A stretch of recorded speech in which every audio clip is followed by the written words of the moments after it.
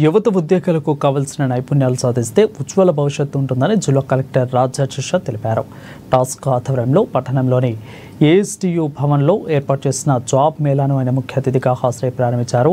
34 IT, non IT కంపెనీల ప్రతినిధులు job మేళాలో పాల్గొనగా జిల్లా నలుమూలల నుంచి వేలాదిగా నిరుద్యోగ అభ్యర్థులు తరలివచ్చారు.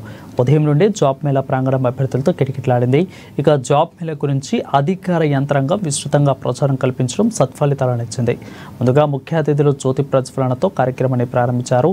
ఇక అనంతరం అభ్యర్థులు తమ బయోడేటాలను కంపెనీ ప్రతినిధులకు అందచేయగా వారి ఇంటర్వ్యూ నిర్వహించారు.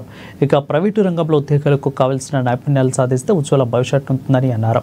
జాబ్ మేళాలో దాదాపు 17,000 నుంచి మొదలుకొని వేతనాలు ఇచ్చే ఉద్యోగాలు ఉన్నాయని పేర్కొన్నారు. ఇందులో రాణిస్తే వేతనాలు భారీగా పెరిగే ఆస్కారం ఉంటుందని తెలిపారు.